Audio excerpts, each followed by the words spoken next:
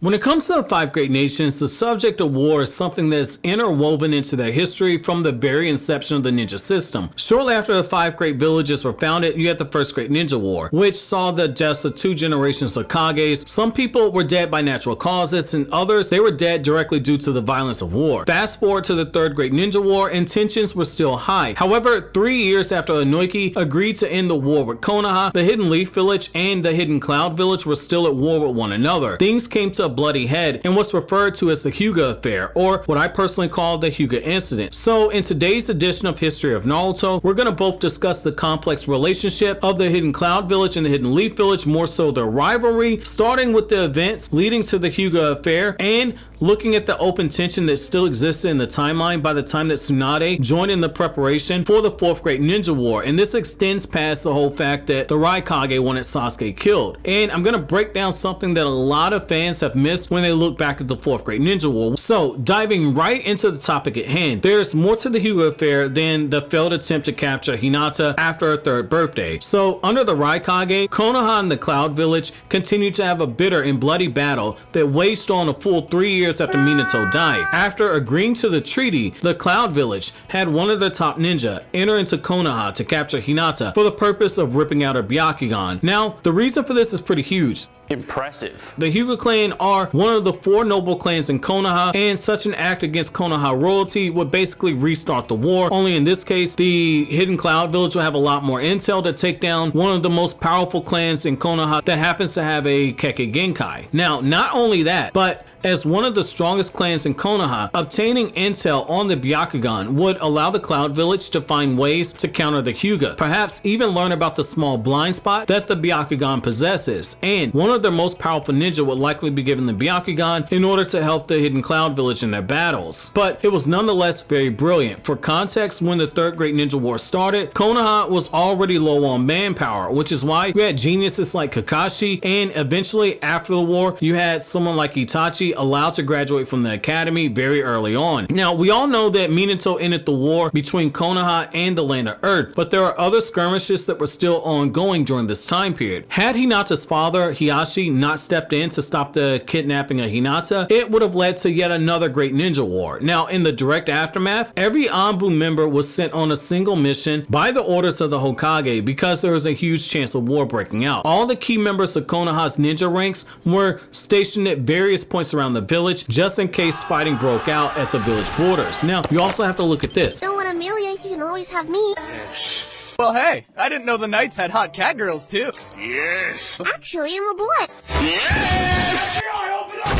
Konoha was still prepared for conflict, which is a real nod to the third Hokage and the fact he was able to keep the morale high enough that people are still willing to fight. Now, it's worth noting, and this is the real meat of this video. This is what I want you guys to really kind of focus on here. So, a full 13 years later, the bad blood between these two villages still existed, and in some cases, it was running even hotter than it was when they were getting ready to go to war with one another. So, we know based on how quick the Raikage was to jump on the chance to hold Konoha responsible for the attempted kidnapping and kill of B, that there was definitely some tension here. So during this time, you had the Raikage being called out for his rageful attempt to have Sasuke pursued, and it was compared to the Raikage's attempt to take the Byakugan. And I think a lot of people miss this because this was also a strategic attempt to weaken Konoha. Now, you have to look at it from this perspective. Even though the Hidden Cloud Village and Hidden Leaf Village would go on to work together in the war, the tensions were still high, and the Raikage still had some moments where the Raikage was playing the long game, as shown by the small offhand remarks made between the Raikage and Tsunade. It was a political gamesmanship on the part of the Raikage, who never stopped thinking a few power moves ahead on how to gain the upper hand on Konoha. The five great nations, they were united against the Akatsuki, and yet at the same time, the Raikage was still plotting on how to make his village the most powerful one, and you're about to see why. The Raikage suggested having Naruto killed to prevent the Kyuubi from falling into the hands of the Akatsuki.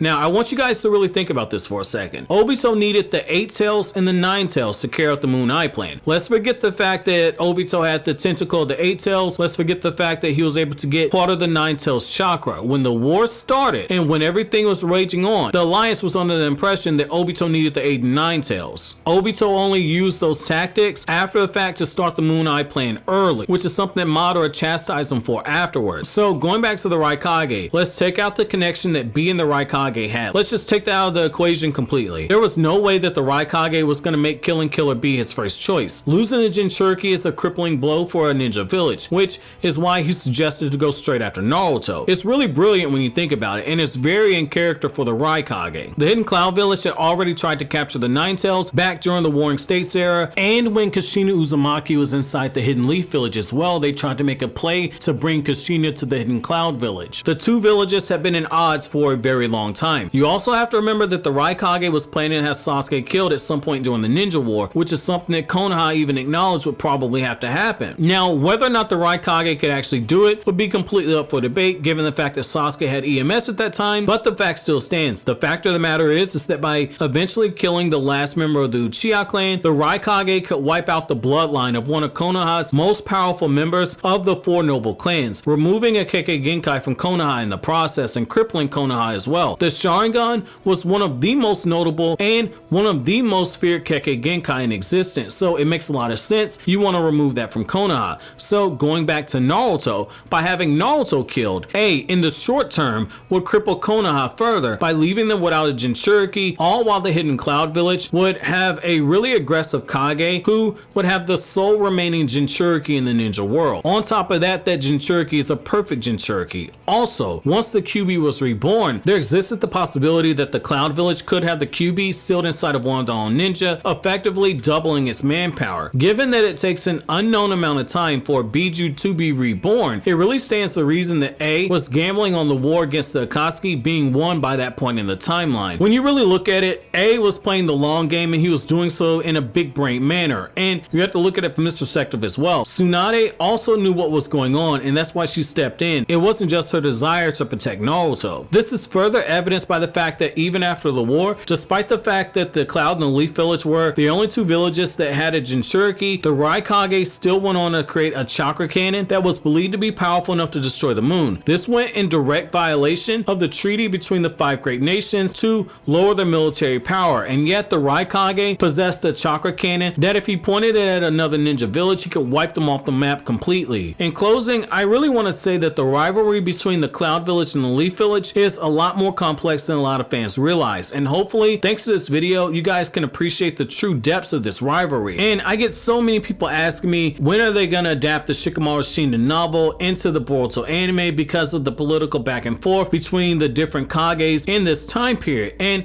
while I agree that'd be really cool to see this under Naruto's time as Hokage, to really see how he responds under this, it's also really funny to me because we had a very similar political game being played out over the course of 16 years, and a lot of it was taking place during the Fourth Great Ninja War, but a lot of fans overlooked it. So that's gonna be it for my video today, guys. So let me know what you guys think about this rivalry between the Hidden Cloud Village and the Hidden Leaf Village. But so always, guys, if you like anything I had to say, don't forget to comment, rate, subscribe, and share. Thank you so much for watching all the way to the end. Have an awesome day, guys.